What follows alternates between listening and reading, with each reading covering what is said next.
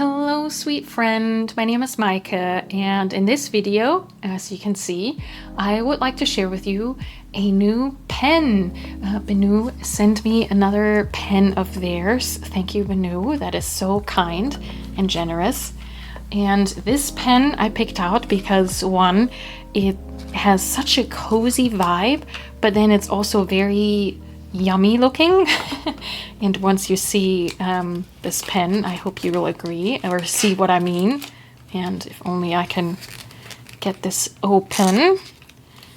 This is their website exclusive Milk and Honey Euphoria. And isn't she beautiful? And it just looks like, yeah, you're mixing honey into milk. And I have become really enamored with this sort of mixing of opaque and slightly transparent or translucent resin. Is it resin? I think so. The Pixies also have that look where, you know, milky colors mix into these transparent colors. And I think it's so cool. And yeah, again, there's something very tasty about this. But yeah, since it is summer, this not only reminds me of milk and honey, it also makes me think of creamsicles. Doesn't that look like a creamsicle that's melting? I don't know.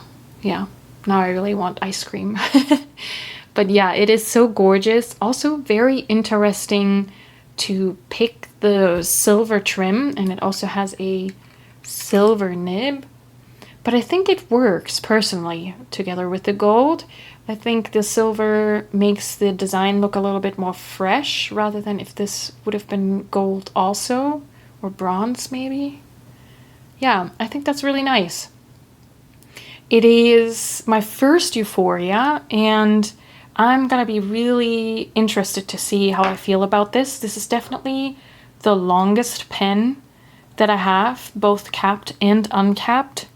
If we want to compare it to the biggest pen that I have so far, which is my Leonardo Momento Zero, it is quite a bit longer than this.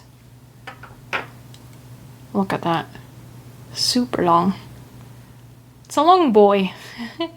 Yeah, this is quite a bit heavier though. I think the material is just so thick and chunky, so yeah, this has a lot of weight here in the back, whereas this, though long, feels quite a bit lighter.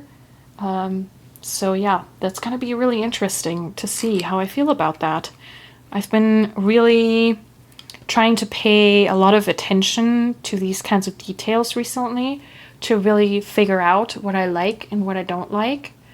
And that is because there's a couple things that I've started to notice about pens where I was sure that I was always going to favor a pen that has these qualities over those qualities. And that has slightly changed in the last couple weeks. So maybe we can chat more about that while I draw, because I thought it might be nice, just like with the Pixies, to really give this a go and try this out and see it in practice. And since I like drawing with my fountain pens, I thought it would be nice to draw with this with you. And as for the ink, I have decided to go with a Tono&Lims ink. This is called Dear Bear. And on this Wearing Gold swatch card, it looks quite a bit more caramelly, if that's a word, than in the pen. In the pen, I think it's going to come out more like that yellow over there. Yeah, but a beautiful color, very readable for a yellow. And yeah, I'm excited to see how this goes. And yeah, I think that's a really nice match even for just the band right there. Not that I'm super matchy-matchy with my pen and ink pairings, but yeah, this is going to be nice. And I got this sample from M. Lovewell in California. They sell Tono&Lims samples. I think that was the only place I found with samples. Yeah, so I think I'm going to zoom you in and then we're going to try this out. Okay, I hope this is a good setup. Sometimes the autofocus doesn't know what to do with really light paper like this, and so we'll see. But when I got this ink sample in, the minute I saw the color, I was like, I really want to draw some sunflowers with this. And so that is what we're gonna draw. A little kitty among sunflowers. Can you see? Yeah, I think you can see. And this is a piece of Midori cotton paper. And talking about sort of figuring out what one likes versus what one doesn't like and how things can change. Something that I've been experimenting with is oh my goodness, feedback, both in paper as well in pen nibs. I always thought that I would always be preferring smooth paper and smooth nibs over paper or nibs that have feedback. And I think I'm realizing now that there is something to be said about feedback, because I've noticed that I feel a little bit more in control over my lines when I'm drawing. And so, yeah, I've been really experimenting that and trying to find the right combination of nibs and paper. Can you see? Yeah, I think you can see. So there's our kitty cat. And so, yeah, it's really exciting to figure these things out. And I think just really paying attention to things. And I guess there's also something to be said about, well, you do have to try different things in order for that to become apparent, because if I had just stuck with smooth everything all the time, I might not have known how much I enjoy actually having a little bit of feedback, you know? So, yeah, this is a really pretty color, I think. And something else that I've been paying attention to is pen size and pen weight. So I used to think that slimmer grip sections weren't for me. But again, I think now that I'm using a couple more pens with slimmer grip sections, I actually notice that I don't mind, and I think prefer it for drawing, which is interesting. And that, I guess, is another thing that I'm trying to pay attention to is there a difference between what I like in a pen for drawing versus what I like in a pen for writing? If you've watched Simona's recent video, I'm gonna link it in the description.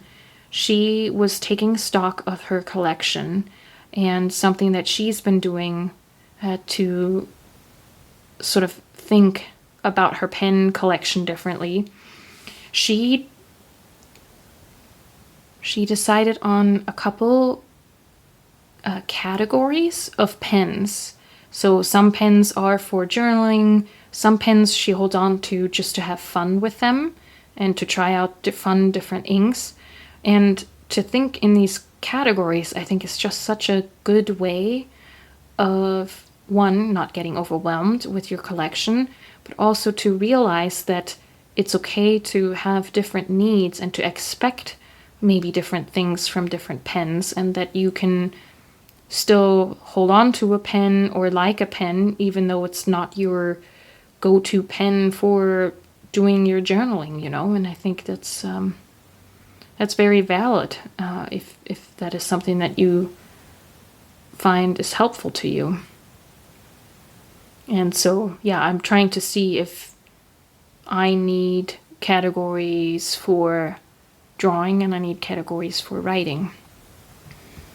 But yeah, we'll see. That's sort of something that probably will just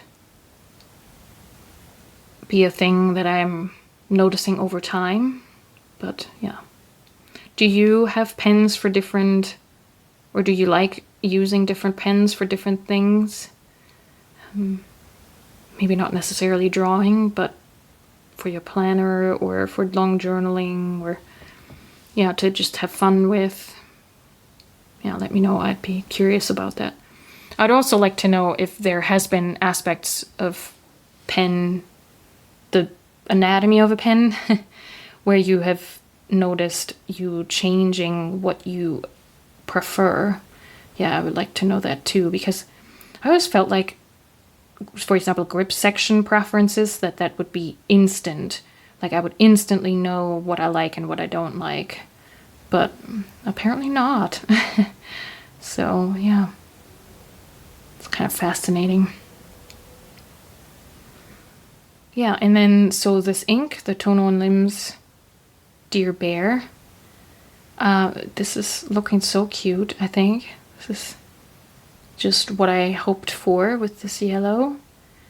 And I had also ordered 2 other Tono&Lims samples. One is called Hanari, which is like a very fun, light corally pink. Maybe I can swatch that in a moment. And then the other one has a very long name. It's a green that is called Buds Are Coming Out. Really, really fun. And yeah, so far I think the Tono&Lims inks are really fun. They seem to flow really well, and I like the colors. There's some really fun looking colors. And really exciting, I think Vanessa is getting some Tono&Lims ink in. I saw that they have some.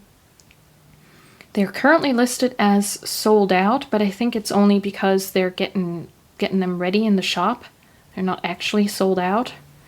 So yeah, because I love ordering from Vanessa. I mean, the ordering from M.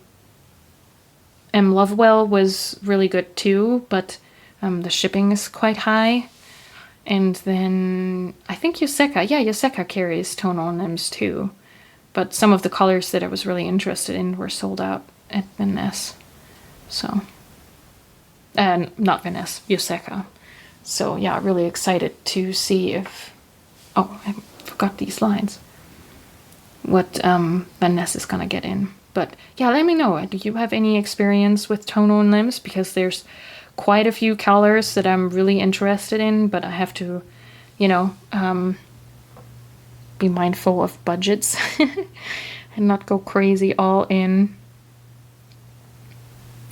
So yeah, I think that's really sweet. I guess I could add some stuff in the centers of the flowers, but I think with the lines in the petals, maybe this is enough there. Yeah, I think I'll leave it like this for now. Just leave it simple as it is. What do you think? Isn't that so cute?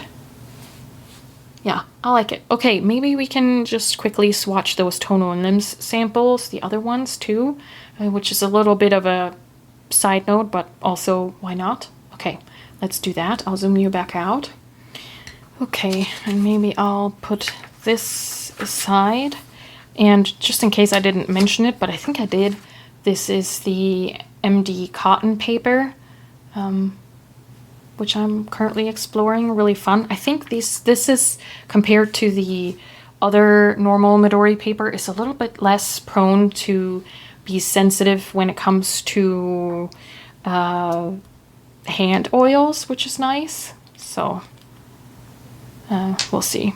Yeah, I'm in a really exploratory mood, I think. Oh, and this is also an M. Lovewell sample, but that's not from Tono&Lims. This is Wearing Gold Path. Hold on. Okay, here we go. Tono&Lims Buds Are Coming Out.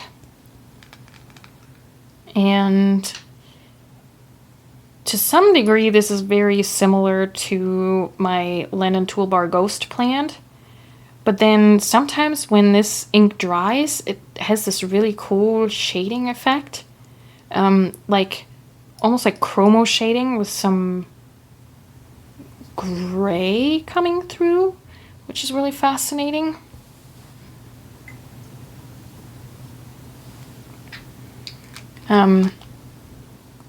So yeah, I will have to see if I think it's different enough from Ghost Plane to also get a bottle, but I have this currently inked in my Lamy Safari. Buds are coming out. They have some really interesting ink names. But yeah, really, really pretty. I don't know if the camera is gonna show the cool thing it does when it dries. And it will get, some of the lines will stay like this intense green, and then others are a little bit more subdued. I don't know if that's gonna show, but in person it's really interesting. It's not just a one flat color. And then this Tono&Lims Hanari, I did add some white lightning to it, but I think that wasn't necessarily necessary. Yes, I can talk. That might have just been a thing about a pen that I first tried this in. So yeah, I don't know if it actually needs it, but it also doesn't hurt, I guess. The color still looks the same. And this is such a fun color. I understand that that might not be for everyone, but I love this kind of shade, and it actually looks a little bit more subdued on camera than it is in real life, because it's almost like a neon salmon pink color, coral, somewhere in that family. And I have it inked in my Leonardo Momento Zero.